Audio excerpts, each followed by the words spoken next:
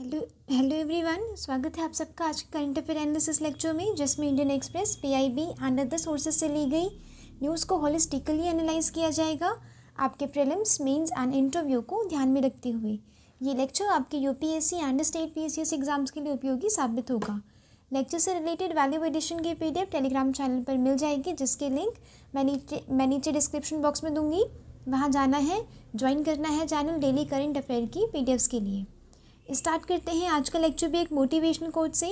The secret of change to focus all of your energy not on the fighting the old but on building the new. यानी कि आपको past में जाके अपनी mistakes से सीखना है, ठीक है। पास्ट में ही नहीं रह जाना। आपकी प्रिपरेशन में या जो पास्ट लाइफ में जो मिस्टेक्स हुई हैं उससे आपको सीख के आगे बढ़ते रहना है। मैं महिमा मिश्रा प्रेजेंट करती हूँ आज का Indian express newspaper analysis. Index देखते हैं क्या पढ़ना है और क्यों पढ़ना है। इसरो ने लॉन्च किया है एक्सपोसैट, यानी कि ये एक्सरे को, जो एक्स रेडिएशंस होती हैं उसे पढ़ने वाली एक सैटेलाइट को लॉन्च किया है, ठीक है। अभी इतना समझते हैं, बाकी देखेंगे कि आखिर ये चीज़ है क्या।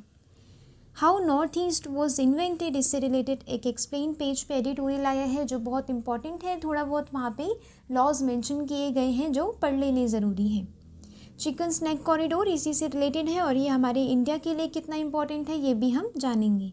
North eastern council, operation prosperity guardian, ये लॉन्च किया था यूएस ने रेड सी में। ये भी पढ़ेंगे आपके आरओ एआरओ के लिए भी, ठीक है, प्रीलिम्स के लिए भी, और आप इसे कैसे आईआर में यूज़ कर सकते हैं ये भी हम जानेंगे। रेड सी मैपिंग देखेंगे, बहुत इम्पॉर्टेंट है। रेड सी मैपिंग आती है, ठीक है, प्रीलिम्स में भी आती है, और जो अभी यूपीपीएससी आरओ एग्ज़ाम आ रहा है ना, उसमें भी पूछा जा सकता है, क्योंकि रेड सी काफ़ी दिनों से न्यूज़ में है। जापान में 7.6 मैग्नीट्यूड का अर्थक्वेक आया है, जिसकी वजह से कम 1 लाख लोगों को इवैक्यूएट करवाया गया। ये इसके बारे में भी हम पढ़ेंगे। अर्थक्वेक पढ़ेंगे जो आपके प्रीलिम्स के लिए एंड जीएस पेपर 1 के लिए इम्पॉर्टेंट होगा, ठीक है। स्टार्ट करते हैं पहली न्यूज़ से। ISRO launches Gaganyaan year with XPoSat India's I in deep space, यानी कि डीप स्पेस जैसे कि जो ब्लैक होल वगैरह से, जैसे कि न्यूट्रॉन स्टार्स हो गए, ब्लैक होल हो गए, पल्सार्स हो गए, मैंने आपको बहुत बार पढ़ाए हैं ये वाले टॉपिक्स, ठीक है। इनसे जो रेडिएशंस निकलती हैं उसको स्टडी करने के लिए इसरो ने एक्सपोसैट भेजा है, ठीक है। न्यू ईयर को स्टार्ट किया है इसरो ने with the successful launch of first X-ray polarimeter satellite, जो स्टडी करेगा X-ray polarisation and its cosmic sources, जैसे कि black hole and neutron stars. Black hole and neutron stars से जो रेडिएशंस इमिट हो रही हैं उसको स्टडी करेगा इसरो का एक्सपोसैट। लॉन्च व्हीकल ध्यान रखना है आपको, ठीक है, क्या है। PSLV C58 put the XPoSat in the precise circular orbit of 650 kilometre, यानी कि अर्थ के सरफेस से ऊपर जाके 650 किलोमीटर के एल्टीट्यूड में इसे रखा गया है, ठीक है। ये वर्ल्ड का सेकंड, अब ये ऐसा मिशन है, पहला मिशन लॉन्च किया था नासा ने 2021 में। इमेजिंग, वो जो उन्होंने लॉन्च किया था उनका नाम क्या था, imaging x-ray polarimetry explorer, launched by NASA in 2021, ठीक है। और हमारे उसमें क्या है, it comprises 2 payloads including Indian x-ray polarimeter and x-ray spectroscopy and timing, ठीक है। ये थोड़ी बहुत फैक्चुअल इन्फॉर्मेशन आपको याद रखनी है। ये याद रखना है कि आखिर लॉन्च क्यों किया गया है। कुछ नहीं है, जो न्यूट्रॉन्स और ब्लैक होल्स वगैरह से जो कॉस्मिक चीज़ें होती हैं यूनिवर्स में, उससे रिलेटेड जो रेडिएशंस इमिट होती हैं, जो पल्सार्स इमिट होते हैं, उसकी स्टडी करने के लिए भेजा गया है एक्सपोसैट को, ठीक है। नेक्स्ट इम्पॉर्टेंट देखेंगे, how the north east was invented, यानी कि 52 ईयर्स पहले नॉर्थ ईस्ट इन्वेंट किया गया है, और कह सकते हैं कि ये इंडिया में इंटीग्रेट किया गया है जैसे तैसे, ठीक है। जो आज हम नॉर्थ ईस्ट इंडिया कहते हैं या नॉर्थ ईस्ट कहते हैं, उसमें 8 स्टेट्स होते हैं, ये भी आपको ध्यान रखना है, पूछा जा सकता है। अरुणाचल प्रदेश, आसाम, मणिपुर, मेघालय, मिजोरम, नागालैंड, सिक्किम, वो त्रिपुरा। ठीक है, जितने भी नॉर्थ ईस्ट मतलब स्टेट्स हैं वो याद रखने हैं, थोड़े से ही हैं। ठीक है, only 8 states are there. After the enactment of 2 laws, यानी कि 2 लॉज जो मेन थे नॉर्थ ईस्ट के डेवलपमेंट के लिए या नॉर्थ ईस्ट को इन्वेंट करने के लिए। पहला कौन सा है? North eastern areas reorganisation act and north eastern council act. ठीक है, जो पार्लियामेंट के द्वारा लाया गया था 30 दिसंबर 1971 में। ठीक है, नॉर्थ ईस्टर्न काउंसिल में ये 8 स्टेट्स की मेंबरशिप है। ये एक स्टैट्यूटरी एडवाइजरी बॉडी है that plays a role in development planning. यानी कि अगर आप जीएस पेपर 2 में लिखते हैं कि नॉर्थ ईस्ट पीछे छूटा है, उसके क्या क्या रीजंस हैं, इसमें आप लिखेंगे इंसर्जेंसी है, पॉलिटिकल विल नहीं है कि वहाँ पे डेवलपमेंट हो, एंड काफ़ी नॉन स्टेट एक्टर्स भी वहाँ के इंसर्जेंट्स को बढ़ावा देते हैं। ठीक है, ये सारे फैक्टर्स आप लिखेंगे। आप लिखेंगे कि कल्चरल काफ़ी डिस्टिंक्टिव एरिया है वो। ठीक है, कल्चरली काफ़ी अलग है, तो वहाँ पे कोई डेवलपमेंट करने से पहले सोचना पड़ेगा कि वहाँ के जो ट्राइबल एरियाज़ हैं, जो ट्राइब्स हैं, उनका जो कल्चर है उस पर कोई इफ़ेक्ट ना हो। ठीक है, फिर आप बताएंगे कि गवर्नमेंट ने क्या किया है आखिर वहाँ की डेवलपमेंट के लिए। फिर आप लिखेंगे नॉर्थ ईस्टर्न काउंसिल बनाई है, जिसके तहत वहाँ की economic and socio economic development पे ध्यान दिया जाएगा। यहाँ पे बताया गया है ऑथर के द्वारा कि आसाम क्या था? एक कॉलोनियल गवर्नमेंट के लिए आसाम एक फ्रंटियर प्रोविंस था। फ्रंटियर प्रोविंस वो प्रोविंस जहाँ पे उनकी मेन सीट थी नॉर्थ ईस्ट के लिए, और वो वहाँ से स्टेट्स का एडमिनिस्ट्रेशन करते थे। Direct rule was limited to territories behind the administrative border. अब वो उन एरियाज़ में नहीं गए जहाँ पे जो बिल्कुल स्पार्सली पॉपुलेटेड हैं, जो बिल्कुल बहुत ही कम ट्राइब्स रहते हैं, स्पेशली अरुणाचल प्रदेश और मिज़ोरम, त्रिपुरा, इन सब की पहाड़ियों पे ना बहुत ही कम ट्राइब्स रहते हैं, बहुत ही कम पॉपुलेशन है वहाँ पे। ठीक है, तो मेन सीट इन्होंने कहाँ पे की थी? आसाम में। ठीक है, ये चीज़ ध्यान रखनी है। आफ्टर 1947 98% ऑफ रीजन्स बॉर्डर ये इंटरनेशनल बॉर्डर में सम्मिलित हो गया, जैसे कि चाइना के साथ चला गया, म्यांमार, बांग्लादेश एंड भूटान के साथ चला गया। अब रफली हमारे पास क्या बचा है? 22 किलोमीटर्स वाइड एक कॉरिडोर बचा है, जिसके तहत हम नॉर्थ ईस्ट स्टेट्स का एक्सेस कर सकते हैं। अब चाइना उस पर कब्ज़ा करना चाहता है। स्पेशली मैं अगर आपको चिकन स्नैक दिखाऊं तो वो यहाँ मिलेगा। ये देखिए, इसे कहते हैं सिलीगुड़ी कॉरिडोर और चिकन स्नैक। ये वाला एरिया है जो इंडिया की गवर्नमेंट को या इंडिया के लोगों को नॉर्थ ईस्ट का एक्सेस देता है। अगर यहाँ पे कब्ज़ा हो गया, इंसर्जेंट्स के द्वारा हो गया, या जो नॉन स्टेट एक्टर्स हो गए जैसे कि चाइना हो गया, ठीक है, वो भी इंसर्जेंट्स को बढ़ावा देता है। कभी कभी इंसर्जेंट्स के पास चाइना मेड मशीन्स मिलती हैं, चाइना मेड गन्स मिलती हैं। इसका मतलब ये है कि वहाँ से सपोर्ट मिल रहा है। चिकन स्नैक कॉरिडोर को अगर बंद कर दिया गया तो इंडिया का एक्सेस नॉर्थ ईस्ट से छूट जाएगा।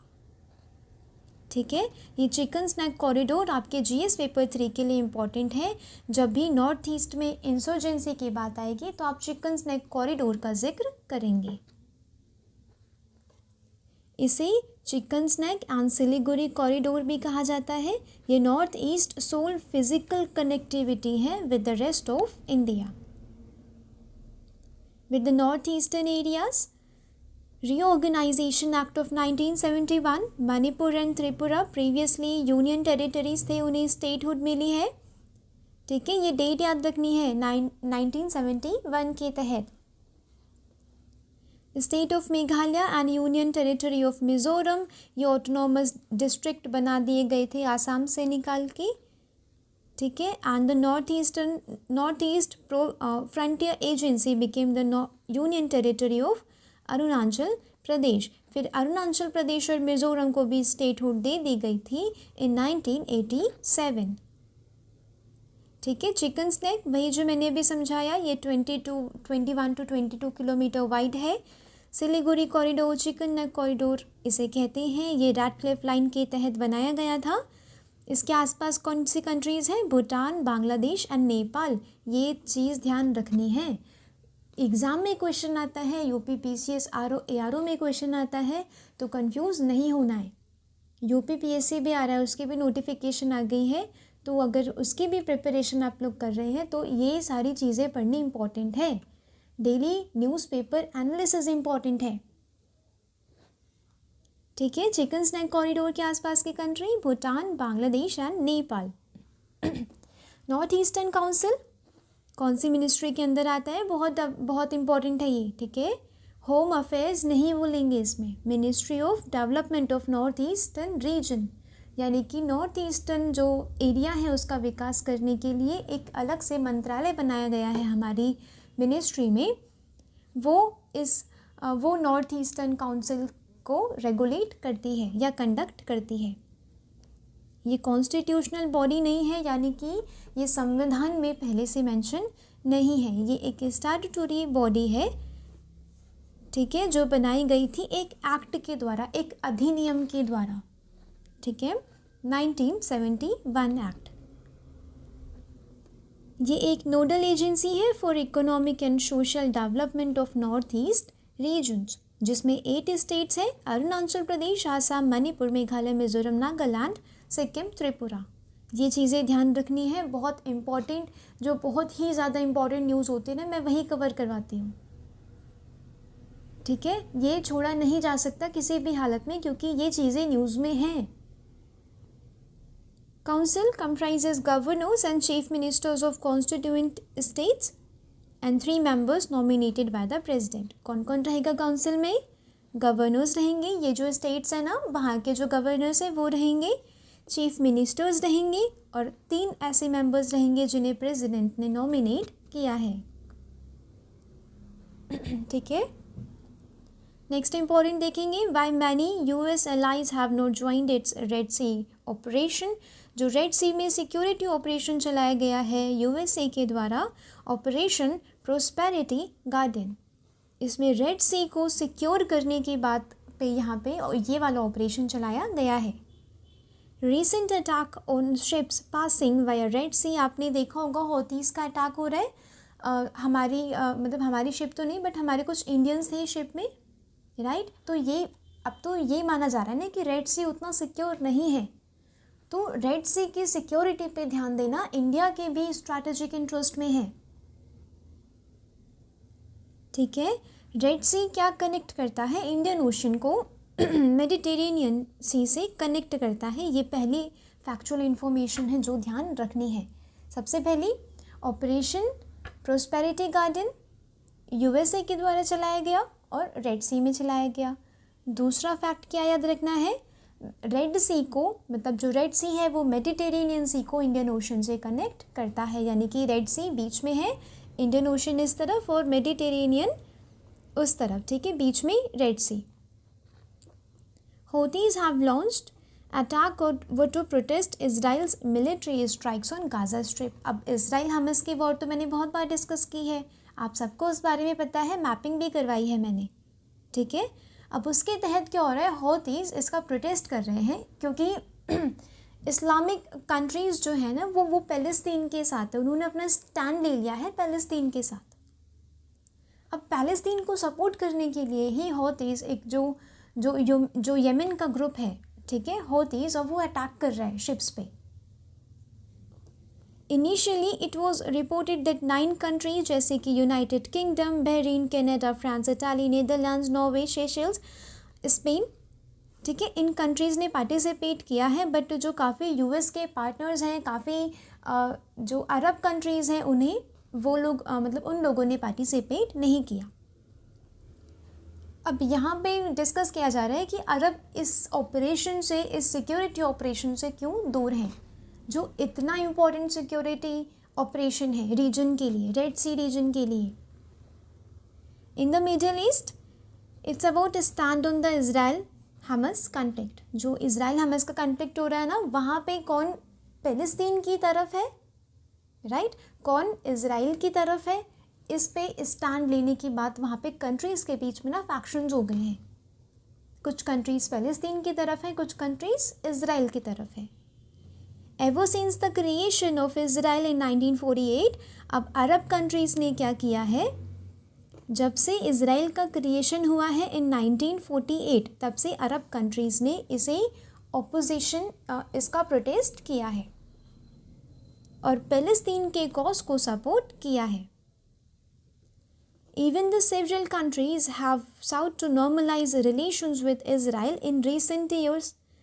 ठीक है, यानी कि कुछ कुछ ऐसी कंट्रीज़ हैं जो इज़राइल के साथ अपने जो रिलेशंस है वो नॉर्मलाइज कर रही थी, बट जब से इज़राइल ने गज़ा पे फिर से एक वॉर डिक्लेयर कर दी है, तब से ये कंट्रीज़ फिर से उसकी कड़ी निंदा करने लग गई। ठीक है, कंडेम्ड करने लग गए उनके एक्शन को।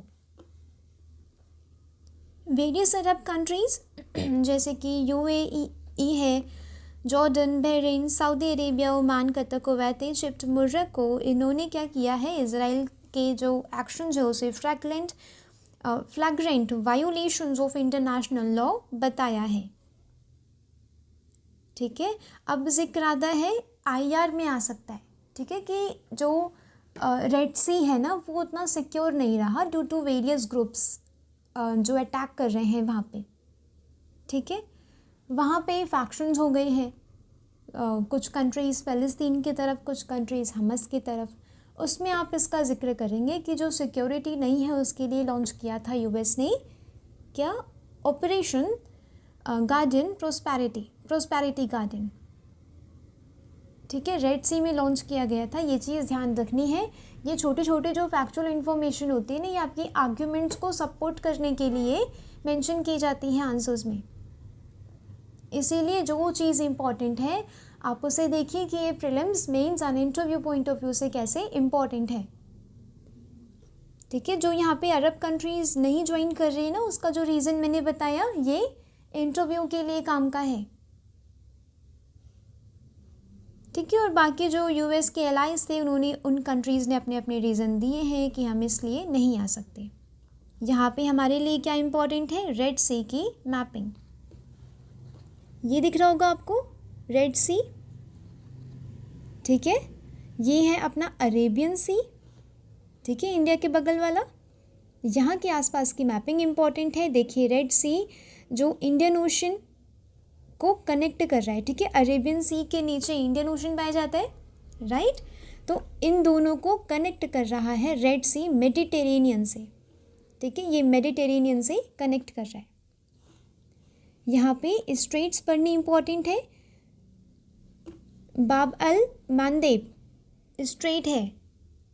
ठीक है, याद रखना है। गुल्फ ऑफ एडन याद रखना है, यहाँ का कंफ्यूज नहीं होना है। कुछ बच्चे यहाँ के रीजन से कंफ्यूज होके वो यहाँ के रीजन्स में डाल देते हैं। ठीक है, यहाँ का पूछा जाए तो उन्हें लगता है कि यहाँ का है, और यहाँ का पूछा जाए तो उन्हें लगता है कि यहाँ का है। ठीक है, ऐसे कंफ्यूज नहीं होना है। रेड सी अलग है। ठीक है, रेड सी सऊदी अरेबिया के वेस्ट पार्ट मिलेगा। ठीक है, ध्यान रखना है। और यहाँ का देखिए, ईरान एंड सऊदी अरेबिया के बीच, जहाँ पे बहरीन एंड कतर वगैरह जैसी जो कंट्रीज़ आती हैं उनके बीच में आता है पर्सियन गल्फ। ठीक है, पर्सियन गल्फ आता है एंड गल्फ ऑफ ओमान आता है। ठीक है, ये चीज़ ध्यान रखनी है। आप जो न्यूज़ में पढ़ रहे होते हैं, जो भी कंट्री मेंशन होती है या जो भी रीजन मेंशन होता है, उसकी मैपिंग इम्पॉर्टेंट है। नेक्स्ट इम्पॉर्टेंट देखेंगे 7.6 क्वेक रॉक्स जापान रिक्स हैवॉक, यानी कि यहाँ पे 7.6 मैग्नीट्यूड का अर्थक्वेक देखा गया है जापान में, जिसने 1 लाख लोगों को क्या क्या किया है, बेघर किया है। A powerful earthquake struck central Japan, यानी कि आपको ये ध्यान रखना है कि आया कहाँ पे है, आपके UPPCS RO ARO के लिए। वाजिमा इन इशिकावा। ठीक है, वाजिमा इन इशिकावा में ये अर्थक्वेक देखा गया है।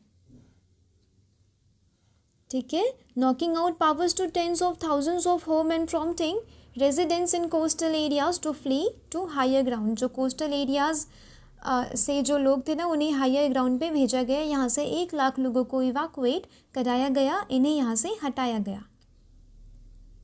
यूएस का जियोलॉजिकल सर्वे कहता है कि ये स्ट्रॉन्गेस्ट क्वेक है, यानी कि 40 सालों में ये स्ट्रॉन्गेस्ट क्वेक है जापान में। ठीक है, अर्थक्वेक देखते हैं इन सिंपल वर्ड्स, वही शेकिंग ऑफ अर्थ का क्वेक हो रहा है, शेक हो रहा है। ठीक है, ये एक नेचुरल इवेंट है जिससे एनर्जी रिलीज होती है। ठीक है, generate waves that travels in all direction. Vibrations को कहते हैं सिस्मिक वेव्स। ये सेस्मोग्राफ एक इंस्ट्रूमेंट होता है, उस पर रिकॉर्ड किया जाता है। अब हाइपोसेंटर और एपिसेंटर का डिफरेंस आप लोगों के लिए पढ़ना इम्पॉर्टेंट है। प्रीलिम्स में मतलब प्रीलिम्स के लिए तो ये बहुत इजी कॉन्सेप्ट हो जाएगा और बहुत बेसिक भी हो जाएगा। ठीक है, बट यूपीपीसीएस आरओ एआरओ जैसे एग्ज़ाम में पूछा जा सकता है। ये बहुत ज्योग्राफी के, अर्थक्वेक के स्पेशली, ये बहुत बेसिक कॉन्सेप्ट है जो आपको पता होने चाहिए। Location below the earth surface where the earthquake starts. देखिए, अर्थ सरफेस के नीचे एक लोकेशन है जहाँ पे अर्थक्वेक शुरू हुआ है, जहाँ से वेव्स निकलनी शुरू हुई है, इसे कहते हैं हाइपोसेंटर। राइट, अब लोकेशन डायरेक्टली अबव इट, यानी कि अब यहाँ पे ये जाके टकराया है, यहाँ से एक नई वेव्स निकलनी शुरू हो जाएगी। ठीक है, इस वाले पॉइंट को क्या कहते हैं, एपिसेंटर। ठीक है, ध्यान रखना है, ये चीज़ नहीं भूलनी। टाइप्स ऑफ अर्थक्वेक्स देखेंगे। फॉल्ट जोन मैंने आपको बताया था कि लिथोस्फेरिक प्लेट में जब टकराहट होती है, कभी वो एक्सटेंड कर जाते हैं यानी कि एक दूसरे से दूर चले जाते हैं, कंप्रेस कर जाते हैं यानी कि एक दूसरे के पास आ जाती हैं, जो रॉक्स होती हैं। ठीक है, जो ब्लॉक्स होते हैं ना वो आपस में मतलब आपस में टकरा जाते हैं। कुछ पैरेलली ट्रांसफॉर्म कर जाते हैं। ठीक है, और कुछ क्या है, एक दूसरे के ऊपर चढ़ जाते हैं। ठीक है, इन रॉक्स को ध्यान में रखना है कि इतने प्रकार के यहाँ पे फॉल्ट जोन्स पाए जाते हैं। टेक्टोनिक अर्थक्वेक मैंने आपको बताया था, लिथोस्फेरिक जो प्लेट है वो एक सेमी सॉलिड एस्थेनोस्फेयर के ऊपर तैर रही है। कह सकते हैं कि एक बोट एक सेमी सॉलिड एस्थेनोस्फेयर पाया जाता है, उसके ऊपर तैर रही है, इसे कहते हैं सियाल इज फ्लोटिंग ओवर साइमा। सियाल यानी कि silicon, aluminium and silicon magnesium के ऊपर क्या कर रही है, तैर रही है। ओके, तो यहाँ पे क्या है, सियाल इज फ्लोटिंग ओवर साइमा यानी कि बिल्कुल जो बोट होती है ना उसकी तरह तैर रही है। तो जो ऊपर की जो लिथोस्फेरिक प्लेट है, ये सेमी सॉलिड के ऊपर अगर तैरेगी तो ये कभी इधर जाएगी कभी इधर जाएगी। यहाँ पे रेडियो एक्टिव डिके होता है। राइट, मैंने ये सारी चीज़ें आपको समझाई हैं, ये बहुत बेसिक कॉन्सेप्ट्स हैं ज्योग्राफी के। यहाँ पे रेडियो एक्टिव डिके होता है जिस वजह से प्लेट ऐसे ऐसे जाती है और अर्थक्वेक लेके आती है। यहाँ पे पैसिफिक रिंग ऑफ फायर भी मैंने आपको बताया है। पैसिफिक रिंग ऑफ फायर क्या है, ये यहाँ पे ओशन टू कॉन्टिनेंट कन्वर्जेंस हो रहा है, जिस वजह से पैसिफिक रिंग ऑफ फायर में, फायर मतलब वोल्केनोज एंड अर्थक्वेक वहाँ पे देखे जाते हैं। ठीक है, हमारी अर्थ में बहुत सारी प्लेट्स हैं जो कभी टकराती हैं तो कभी दूर चली जाती हैं। जैसे कि अटलांटिक सी में देखेंगे तो आप 2 प्लेट्स को वहाँ पे दूर होते हुए देखेंगे, जिस वजह से मिड ओशनिक रिजेस मिलते हैं। राइट, बट यहाँ पे क्या हो रहा है, पैसिफिक रिंग ऑफ फायर में ओशनिक प्लेट टकरा रही है कॉन्टिनेंटल प्लेट से। और ये वाली मैंने चीज़ आपको बताई है, ओशनिक प्लेट कॉन्टिनेंटल प्लेट से टकराएगी तो क्या होगा, मैग्मा को रास्ता मिल जाएगा बाहर आने का। ठीक है, ये चीज़ें ध्यान रखनी है। वोल्केनिक अर्थक्वेक जो वोल्केनो के द्वारा आए और ये एक्टिव वोल्केनोज के आसपास ही पाए जाते हैं। ह्यूमन इंड्यूस्ड जैसे कि कोई एक माइनिंग एरिया है, वहाँ पे वो एरिया कोलैप्स हो गया। ठीक है, इसे कहते हैं कोलैप्स अर्थक्वेक। एक्सप्लोजन अर्थक्वेक जैसे कि explosion of nuclear and chemical devices. कोई रिजर्वियर यहाँ पे बर्स्ट हो गया। ठीक है, ये लार्ज रिजर्वियर्स होते हैं जहाँ पे, वहाँ पे ये अर्थक्वेक होते हैं और ये रिजर्वियर इंड्यूस्ड अर्थक्वेक माने जाते हैं। ठीक है, अभी जो मैंने 7.6 बताया वो क्या है, मैग्नीट्यूड है अर्थक्वेक का, वो मेज़र किया जाता है रिक्टर स्केल से। ठीक है, ये चीज़ें ध्यान रखनी है, ये छोटे छोटे बच्चे को ही पता होती है। ठीक है, magnitude scale is known as Richter scale. Magnitude relates the energy released during the quake. ये 0 to 10 से मेज़र 0 to 10 में मेज़र किया जाता है, यानी कि जो एनर्जी रिलीज़ हुई है अर्थक्वेक के दौरान वो कितने मैग्नीट्यूड की है, ये मेज़र किया जाता है रिक्टर स्केल से। ठीक है, नेक्स्ट है मर्कली। ये एक इटालियन सेस्मोलॉजिस्ट थे, उनके नाम पे ये मतलब इंटेंसिटी स्केल का नाम रखा गया है। इंटेंसिटी स्केल कहता है कि कितना विजिबल डैमेज हुआ है, यानी कि इंडिया में ही कुछ कुछ एरियाज़ ऐसे हैं जहाँ पे काफ़ी इंटेंस वो मतलब अर्थक्वेक देखे जा सकते हैं, जैसे कि Himalayan region, Uttarakhand and Himachal Pradesh, अपना नॉर्थ ईस्ट के कुछ एरियाज़ हो गए। ठीक है, वहाँ पे ज़्यादा इंटेंसिटी है अर्थक्वेक की। तो इंटेंसिटी को मेज़र करने के लिए मर्कली स्केल का यूज़ किया जाता है, यानी कि कितना विजिबल डैमेज हुआ है, कितना विजिबल चेंज हुआ है अर्थक्वेक के द्वारा। एंड मैग्नीट्यूड को मेज़र करने के लिए रिक्टर स्केल का यूज़ होता है। अर्थक्वेक 2 टाइप्स की जो इसकी वेव्स होती है वो 2 टाइप्स की होती हैं, body waves and surface waves. Body waves क्या है, due to release of energy at the focus. Focus वो जो मैंने अभी आपको हाइपोसेंटर बताया उसको फोकस भी कहते हैं। Move in all direction travelling through the body of earth, इसे बॉडी वेव्स कहते हैं, यानी कि ये सरफेस है, यहाँ पे फोकस है यानी कि हाइपोसेंटर है। अब ये जो वेव्स इधर उधर ट्रैवल कर रही हैं, ठीक है, इसे बोलेंगे बॉडी वेव्स। ये अर्थ की बॉडी में मूव कर रही है। ठीक है, ये 2 टाइप्स की होती हैं, पी वेव और एस वेव्स। इसके बारे में भी पढ़ना इम्पॉर्टेंट है। ठीक है, पी वेव्स क्या होती हैं, इसे प्राइमरी वेव्स भी कहते हैं। दे travel through gases, liquid and solid, यानी कि तीनों मटेरियल से ये निकल सकते हैं, पास हो सकते हैं। एस वेव्स क्या है, ये सरफेस पे कुछ देर बाद आती है, इसे सेकेंडरी वेव्स भी कहते हैं। ठीक है, ये सिर्फ सॉलिड से मूव करती है, ये बेसिक डिफरेंस पता होना ज़रूरी है, एग्ज़ाम में आएगा तो कंफ्यूज नहीं होना है। ठीक है, body waves interact with the surface rocks and generate a new set of waves, जिसे कहते हैं सरफेस वेव्स। ठीक है, मैंने अभी क्या बताया, 2 टाइप की वेव्स होती हैं, बॉडी वेव्स और सरफेस वेव्स। बॉडी वेव्स भी 2 प्रकार की होती हैं, पी वेव्स और S waves. P waves primary जो पहले पहुंच जाती हैं, एस वेव्स सेकेंडरी जो बाद में पहुंचती है। ठीक है, सरफेस पे। और सरफेस जो बॉडी वेव्स हैं वो सरफेस पे लग के एक new set of waves generate करती हैं, जिसे सरफेस वेव्स कहा जाता है, कंफ्यूज नहीं होना है। ठीक है, ये बेसिक कॉन्सेप्ट्स क्लियर होना इम्पॉर्टेंट है। ये सरफेस वेव्स हैं, ये लास्ट रिपोर्ट करती हैं सेस्मोग्राफ में, बट ये बहुत ही ज़्यादा डिस्ट्रक्टिव होती हैं, ये कोलैप्स वगैरह लेके मतलब आती हैं। Thus, characteristics of seismic waves are quite important. It has helped the scientists to understand the structure of interior of Earth. यानी कि सरफेस वेव्स कैसे अपनी वेव्स भेज रही हैं इन ऑल डायरेक्शंस। ठीक है, इसको स्टडी करने के बाद साइंटिस्ट का ये पता लगाना इजी हो गया अर्थ का इंटीरियर कैसा है। ठीक है, तो ऐसे करते न्यूज़पेपर का एनालिसिस कि आपने सिर्फ अर्थक्वेक पढ़ के छोड़ नहीं दिया। अगर आपने अर्थक्वेक अच्छे से पढ़ा भी है ना, तो वो आप आज रिवाइज करिए और देखिए कि प्रीलिम्स में किस प्रकार से क्वेश्चन पूछा जा सकता है, या जो आप UPPSC आरओ एग्ज़ाम दे रहे हैं या आगे कोई एग्ज़ाम देंगे, UPPSC देंगे, तो उसमें किस प्रकार का क्वेश्चन पूछा जा सकता है। ठीक है, कैसे वो न्यूज़ आपके prelims, mains and interview point of view से इम्पॉर्टेंट है। तो लेक्चर में था बस इतना ही आज के लिए, मिलते हैं कल। लेक्चर से रिलेटेड वैल्यू एडिशन की PDF, ये मैपिंग वगैरह सब मैं ये दे दूँगी टेलीग्राम चैनल पे, विदाउट एनोटेशन देती हूँ, यानी कि विदाउट घिचपिच होगी। ये आपको विजिबल होगा क्लियरली।